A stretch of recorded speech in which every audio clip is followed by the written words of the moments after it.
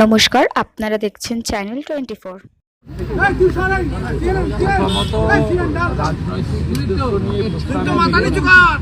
তৃণমূলের মালিকরা মানে মালিক নিজে যুবরাজ এটা বারে বারেই বলে বিজেপি জমিদাররা 4.6 লক্ষ কোটি টাকা কর নিয়েছে আর 1.6 লক্ষ কোটি টাকার ন্যায্য পাওনা আটকে রেখেছে। আপনাকে আমি শুধু হিসাব দেখিয়ে দিলাম। ভারত সরকার 18-19 থেকে 22-23 পর্যন্ত মোট tax revolution, grand IGST, SGST এবং জিএসটি কম্পেনসেশন শেষ মিলিয়ে 6,48 লক্ষ টাকা, 6.48 লক্ষ কোটি টাকা, 6.48 লক্ষ কোটি টাকা পশ্চিমবঙ্গ সরকারকে দিয়েছে। এরা মূলত যে কারণগুলির জন্য এরা অসুবিধায় পড়ছে, এরা আগে সেন্ট্রালের শেয়ারটাকে নিয়ে অ্যাকাউন্টে রেখে দিত, তার সুদের টাকায় খেলা মেলা দান খেলা পূজা পার্বণ এসব করছে, ভাতা ইত্যাদি। কেন্দ্রীয় সরকার এটা আটকে দিচ্ছে। তারা প্রত্যেকটা রাজ্যেই ফাইন্যান্সিয়াল ডিসিপ্লিন চালু করেছে, যার মধ্যে এরা আসতে রাজি নয়। তাই এটা তো আলাদা রাজ্য, আলাদা জাতীয় বাংলা সঙ্গী, আলাদা পতাকা, আলাদা সংবিধান, আলাদা রুলস, পূজা পার্বণের আলাদা পদ্ধতি, সবই এখানে আলাদা। অর্থাৎ ওরা কিন্তু ভারতবর্ষ একটা সিস্টেমে চলে। এবারে আমি আপনাদের এখানে শুধু উদাহরণ দিয়ে বলছি কয়েকটা স্কিম। এনডিএ ভার্সেস ইউপিএ 2004 থেকে 14 আর 2023-এর 31 মার্চ পর্যন্ত মানরেগা ইউপিএ দিয়েছে 14,985 কোটি, এনডিএ দিয়েছে 54,150 কোটি। প্রধানমন্ত্রী গ্রাম সড়ক ইউপিএ দিয়েছে 5,431 কোটি, এনডিএ দিয়েছে 1,051 কোটি। প্রধানমন্ত্রী আবাস যোজনা 4,466 কোটি টাকা দিয়েছে, আইএওয়াই ছিল ইন্দিরা আবাস যোজনা, আর 30,000 কোটি টাকা ইতিমধ্যে ইউটিলাইজেশন দিয়েছে। এবং আমি এখানে উত্তর চেয়েছিলাম। প্রথমত অর্থমন্ত্রী ছিলেন না, এটা কারণ যে প্রস্তাব মাননীয় নির্মল ঘোষ এনেছিলেন তাতে আবাস এবং অন্যান্য স্কিমের উপরে বলা হয়েছে, শুধু আবাস নয়। আমি সেখানে বলেছি অর্থমন্ত্রী নেই, তারপরেও আপনাকে আমি যদি প্রত্যেকটা স্কিমের ডিটেলসে এখানে আপনাকে দেখাই, আপনি দেখবেন যে এখন অবধি প্রায় 47 লক্ষ ইউনিট প্রধানমন্ত্রী আবাস গ্রামীণ এবং আরবান দিয়েছে, যার ইউটিলাইজেশন দিয়ে টাকা নেওয়া হয়েছে। তার উত্তর মাননীয় প্রদীপ মজুমদার দিতে পারেন। তিনি এই 10,98,000 নিয়ে কি করেছেন, কবে গেছেন, কি আলোচনা করেছেন তার কথা বলছেন। একটা অভিযোগেরও উত্তর দিতে পারেননি। 82 লক্ষের কাছাকাছি শৌচালয় পেয়েছে পশ্চিমবঙ্গ মোদীজির কাছ থেকে। তার কে পেয়েছে শৌচালয় কেউ জানে না। 82 লক্ষ গুণিতক 12,000। পশ্চিমবঙ্গে প্রায় 45 লক্ষর বেশি পিএম কিষাণ পাচ্ছেন। কেন 83 লক্ষ কৃষকের নাম পাঠানো হচ্ছে না? বাকি কৃষকের নাম আপনারা রেকর্ড বন্ধ রেখেছেন, জমির রেকর্ডে কালা করে রেখেছেন, যাতে পিএম কিষাণ সম্মান নিধি তারা না পায়। এবং প্রত্যেকটা জিনিসে আমরা বলছি আপনি সেন্ট্রাল স্কিমগুলো চালু করেননি কেন? পিএম ক্রপ ইন্স্যুরেন্স পশ্চিমবঙ্গে নেই। আয়ুষ্মান ভারত আপনার কার্ড বাইরের রাজ্যে চলে না। ওপিডিতে বাঙ্গালোরের দেবী সিটি বলুন, মুম্বাইয়ের ক্যান্সার হসপিটাল বলুন, সিএমসি ভেলোর বলুন, ওপিডিতে 50% পশ্চিমবঙ্গ, প্রত্যেকটা হসপিটালে। আপনার কার্ড বাইরে চলে না। আপনি আয়ুষ্মান ভারত কেন অ্যাটলিস্ট আউটসাইড বেঙ্গল চালু করছেন না? আপনি কেন তাঁত শিল্পী, আমাদের নাই নাপিত, কারিগর যারা মালা গাঁথে, মালাকার থেকে সোনার কাজ করে, স্বর্ণকার থেকে কাঠের কাজ করে, যারা বিভিন্ন হাতের কাজ করে, জঙ্গল মহলে কাজ করে, শালপাতার বাটি, থালা, নানা ধরনের কারিগর যারা মূলত শিডিউল কাস্ট এবং স্বর্ণকার, মালাকার ইত্যাদি সমাজ, আমাদের ধোবি, নাপিত, কুম্ভকার, স্বর্ণকার, মাটির হাড়ি তৈরি করে, প্রচুর তাঁত শিল্পী এই রাজ্যের। আপনি বিশ্বকর্মা যোজনা ডিএমদেরকে দিয়ে মিটিং করাচ্ছেন না, 6 লক্ষ পেন্ডিং, তার কোনো উত্তর নেই। আমি তো বলছি, আমি বলেছি যে আপনি মুর্শিদাবাদে চলে যান, একটা জেলা উদাহরণ দিচ্ছি, বেলডাঙ্গার এক প্রধান একা 17টা বাড়ি নিয়েছে এর আগে, ইউটিলাইজ। কাবিলপুরের প্রধান ছিলেন সাগরদিঘি, একা আত্মীয় স্বজন মিলে 35টা বাড়ি নিয়েছে। উত্তর নেই, উত্তর দিতে পারবেন না, কারণ পঞ্চায়েত মন্ত্রী নিজে দুর্নীতিগ্রস্ত। তিনি পঞ্চায়েত ভোট হওয়ার আগে হর্টিকালচার কর্পোরেশনের চেয়ারম্যান ছিলেন, এখনো আছেন ছিলেন। তিনি নিজে মানরেগায় গাছের চারা সাপ্লাই দিয়েছেন, 40 টাকার নারকেল চারা 250 টাকা করে দিয়েছেন, 22 টাকার পেয়ারা চারা 85 টাকা করে দিয়েছেন। উত্তর তো তিনি দিতে পারবেন না। এরা বাইরে আছে, এটাই আশ্চর্য, এদের ভেতরে থাকার কথা। প্রত্যেকটা লোক দুর্নীতির সঙ্গে যুক্ত। প্রধানমন্ত্রী ভারতবর্ষে 80 কোটি লোককে প্রধানমন্ত্রী অন্ন সুরক্ষায় দিচ্ছেন, পশ্চিমবঙ্গে 6 কোটি লোক পাচ্ছে। আপনি জল স্বপ্ন লিখেছিলেন, দুটোই পড়ে জল জীবন মিশন লিখছেন। আপনি বস্তাতে প্রধানমন্ত্রী অন্ন সুরক্ষা লিখবেন না বলেছিলেন রেশনে, এখন দুটোই পড়ে পীযূষ গোয়েলকে লিখছেন যে এখন থেকে কেন্দ্রের পাঠানো ব্যাগ আমরা ব্যবহার করব। এই যে দম্ভ উদ্ধত্ত, এটাই হচ্ছে আপনাদের পতনের কারণ। আমি যখন বললাম আধারের সঙ্গে জব কার্ডের লিঙ্ক করতে গিয়ে 1 কোটির উপরে তো বাদ গেছে, আমি বলেছি 25 লক্ষ জব কার্ড হোল্ডার এমন তালিকা কেন্দ্রের তদন্তকারী সংস্থা বের করেছে যারা ভুয়া জব কার্ডে টাকা তুলেছে। কেন্দ্র বলছে এদেরকে অ্যারেস্ট করুন, টাকা আদায় করুন, সরকারের টাকা, সাংবিধানিক স্কিম। আপনি উত্তর না দিয়ে আপনি বলছেন উত্তরপ্রদেশে আমাদের থেকে বেশি বাতিল হয়েছে। অতএব আজকে বিধানসভাতে তথ্য দিয়ে, ডাটা দিয়ে আমি প্রমাণ করে দিয়েছি দুর্নীতিগ্রস্ত রাজ্য সরকার সাধারণ মানুষের অধিকার কেড়ে নিচ্ছে শুধুমাত্র রাজনৈতিক কারণে। বাংলা বঞ্চিত নয়, বাংলার জনগণকে তৃণমূল কংগ্রেস বঞ্চিত করছে। আমি মানরেগা নিয়ে স্পেসিফিক বলেছি যে কেন্দ্রীয় সরকারের যে ইনভেস্টিগেটিং টিম, তাদের যে রেকমেন্ডেশন, বিশেষ করে 25 লক্ষ ভুয়া জব কার্ড যারা টাকা তুলেছে, টাকা আদায় করে গ্রেপ্তার করা শুরু করুন। আমরা সবাই বলবো ভবিষ্যতের ক্ষেত্রে যাতে ত্রুটি না হয়, স্কিম চালু হওয়া উচিত। এবং 100 দিন নয়, আপনি বলছেন 50 দিন দেবেন। আমরা মমতা ব্যানার্জিকে বলছি আপনার অনেক টাকা রাজ্যে, আপনি 200 দিনের কাজ দিন, আমরা বাহবা জানাবো। আমরা আবাসের ক্ষেত্রে বলেছি যে আপনি গ্রাম সংসদের সভা ডেকে গ্রামে আবাসের তালিকা পাবলিকলি করে দেন, যত ক্লেম, অবজেকশন, আবেদন করেছে নিষ্পত্তি করুন, এবং গ্রাম পঞ্চায়েত লেভেলে সর্বদলীয় মিটিং করে তালিকা অনুমোদন করুন। আর বিরোধী দলের এমএলএদের, আমরাই এই প্রিন্সিপাল অপোজিশন, আমাদেরকে চিফ সেক্রেটারিকে নিয়ে বসতে বলুন। আমরা যে অভিযোগগুলো মাঠে ময়দানে বা বিধানসভায় করছি বা কেন্দ্রীয় সরকারের দপ্তরকে লিখছি অভিযোগ আকারে, সেই অভিযোগের সপক্ষে তথ্য এবং সমাধানের রাস্তা আমরা মুখ্য সচিবকে বলে দিতে রাজি আছি।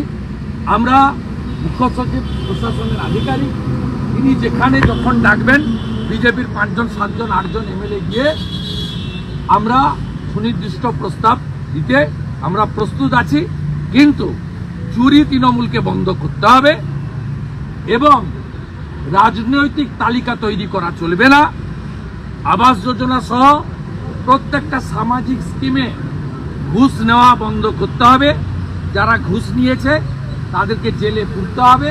যারা এই চলমান স্কিমে আগে বেআইনিভাবে বেনিফিশিয়ারি হয়েছে, বেনিফিট নিয়েছে, তাদের টাকা আদায় করতে হবে।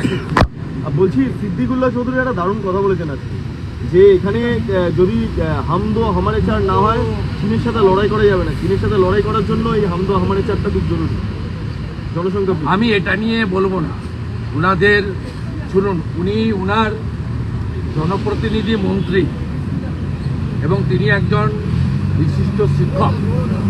আমার মনে হয় এরকম একজন সিনিয়র লোক তার এইসব পরিচিতির বাইরে চলে যাচ্ছে। তিনি এই যদি কথাটা বলে থাকেন, এটা ওই যে আপনার যে বক্তব্য রাখেন না ওনাদের, সেই কি বলে সেই বক্তব্য উনি মানে ওই যে হুজুর বলে বক্তব্য সব হয় বিভিন্ন ধর্মীয় আলোচনায়, সেই সভাতে এরা বাংলাদেশের লোকরাও এরকম বলে। মৌলানা যারা আসেন এখানে তারা বলেন যে আমরা প্রয়োজনে 12টা নেব, ওদের হাতে পারমাণবিক বোম আছে, আর আমরা জনবিস্ফোরণ করে উড়াই যাব। আমি খুব অবাক হয়ে যাচ্ছি, এইরকম একজন শিক্ষক পেশায় এবং জনপ্রতিনিধি মন্ত্রী দুটো টার্মে তিনি এই ধরনের কথাবার্তা বলছেন, কি শেখাচ্ছেন আপনি? এই কারণে দেখুন, এটা আমার বিজেপি হিসেবে বা এমএলএ বা বিরোধী দলনেতা হিসেবে নয়, ভারতবর্ষের একজন সচেতন নাগরিক হিসেবে আমার দাবি, কেন্দ্রীয় সরকারের অবিলম্বে আমাদের দেশে জনসংখ্যা তাকে নিয়ন্ত্রিত করে দেশের প্রগতিকে এগিয়ে নিয়ে যাওয়ার ক্ষেত্রে উদ্যোগ গ্রহণ করা উচিত। এটা আমার ব্যক্তিগত। আপনি যখন আজকে বলছিলেন তখন ওয়াকফ বিল আসছে না, প্রস্তাব ওয়াকফ বিল আনার অধিকারই নেই। এরা যেগুলো করছে সব অনধিকার। সোমবার দিন আমাদের এমএলএরা অংশগ্রহণ করবেন। সোমবার আমি বনগাঁতে থাকবো বিক্ষোভে। আমি মঙ্গলবার ওনারা যে ভোট ব্যাংকের উদ্দেশ্য নিয়ে রাজনীতি করতে চাইছেন তার উত্তর দেব। গতকাল সিদ্দিকুল্লাহ চৌধুরীরা কিছু ধর্মীয় শিক্ষা প্রতিষ্ঠান থেকে 18 বছর হয়নি এমন ছেলেদেরকে নিয়েছে কলকাতার বুকে এমন গরম গরম কথা বলেছেন, তাতে আইন শৃঙ্খলা অবনতি হতে পারে। একই কায়দায় আগামীকাল তৃণমূল রানী রাসমণি রোডে তারাও সম্পূর্ণ পশ্চিমবঙ্গের এবং কলকাতার আইন শৃঙ্খলা অবনতি করার জন্য তুষ্টিকরণ পোষণের রাজনীতি এবং ধর্মীয় কার্ড খেলতে সমাবেশ ডেকেছে।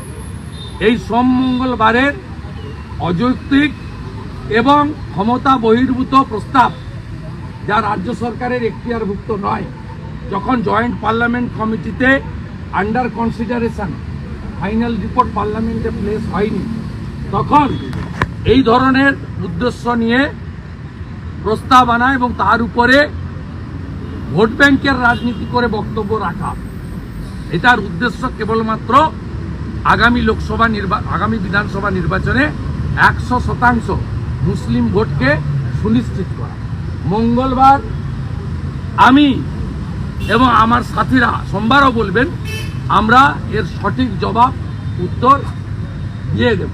আমাদের পক্ষে বিশ্বনাথ কারক থেকে, শঙ্কর ঘোষ থেকে, অগ্নিমিত্রা পাল থেকে, শিখা চ্যাটার্জি থেকে, মনোজ ওরাও থেকে, রুদ্রাই টুডু থেকে, এরাও পশ্চিমবঙ্গে ওয়াকফের সম্পত্তি নিয়ে তৃণমূল কিভাবে ব্যবসা করছে, জাভেদ খানরা কিভাবে বাইপাসের পাশে প্রমোটারদেরকে বিক্রি করছে এবং কিভাবে পশ্চিমবাংলায় জনজাতি আদিবাসীদের জমি কেড়ে নেওয়া হচ্ছে, তার তথ্যসহ বক্তব্য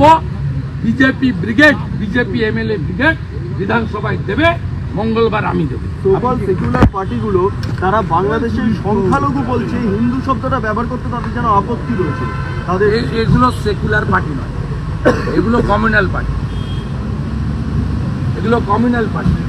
যেমন সিদ্দিকুল্লাহ চৌধুরী চীনকে দেখান, সিপিএম সেই মতো বাইরের লোককে দেখান। ভিয়েতনাম আমার নাম তোমার নাম। প্যালেস্টাইনে বোম পড়লে মিছিল হয়, বিমানবাবুর মতো বয়স্ক মানুষকেও হাঁটতে দেখা যায়। মৌলালি থেকে হাঁটেন, শুরু করেন হাঁটা। এখন মুখে বন্ধ, মুখে কুলুপ, একমাত্র রাষ্ট্রবাদী ভারতীয় জনতা পার্টি রাস্তায় আছে, অন্য কেউ নেই। আগামীকাল দুটো বড় মিছিল হবে, একটা যাদবপুরে আর একটি বারাসত।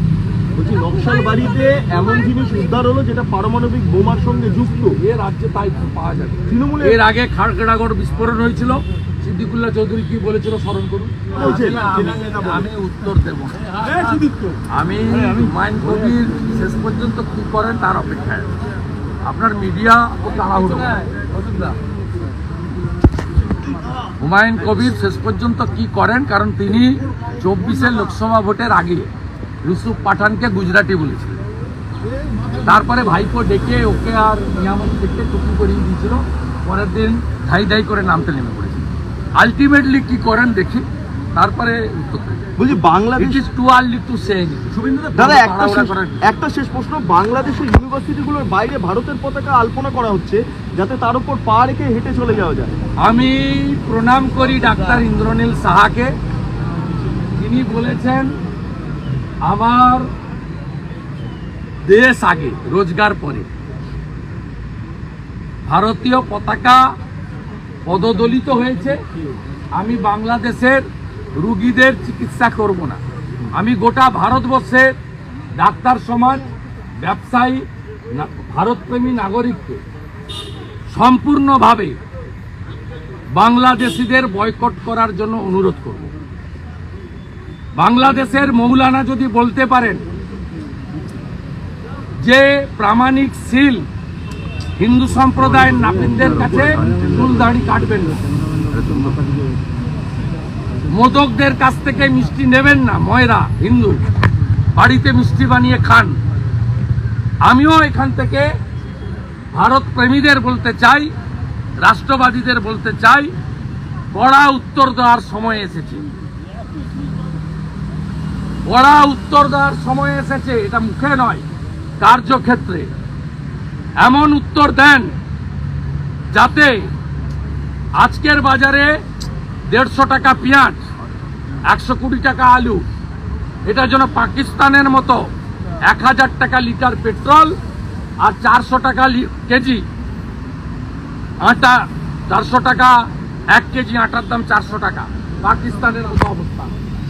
বড় বড় কথা, বড় বড় কথা। ফারাক্কার উপর দিয়ে বিদ্যুৎ না গেলে 80 জায়গায় এক্ষুনি অন্ধকার, 80 জায়গা অন্ধকার হয়ে যাবে এক্ষুনি যদি ঝাড়খণ্ড থেকে উৎপাদিত বিদ্যুৎ ফারাক্কার উপর দিয়ে গেছে, এক্ষুনি যদি ভারত থেকে বন্ধ হয়। এটা কোনো সেক্টেরিয়ান কথা নয়। আমরা ইউএনএকে সম্মান করি, আমার জাতীয় পতাকা আগে। এই জাতীয় পতাকার জন্য চট্টগ্রামের মাস্টারদা সূর্য সেনেরা আত্মবলিদান দিয়েছেন। 3000 ভারতীয় সেনা সহ 17,000 বিএসএফ সহ ভারতীয় লোকেরা, জওয়ানরা আত্মবলিদান দিয়েছেন। কোথায় ছিলেন এরা? 30,000 বাঙালি হিন্দু আত্মবলিদান দিয়েছেন। তারপরে 71-এর বিজয় এসেছে। 16ই ডিসেম্বর বিজয় দিবস কলকাতাতে মহাসমাবেশ করে এই বাংলাদেশের মাটিতে বসে রাজাকার এবং পাকিস্তানি চরদের সঠিক উত্তর দেওয়ার ব্যবস্থা এপার থেকে ভারতীয়রা করবে। আমাদের এই ভিডিওটা ভালো লাগলে লাইক করবেন এবং এরকম আরও ভিডিও দেখার জন্য চ্যানেলটিকে সাবস্ক্রাইব করবেন।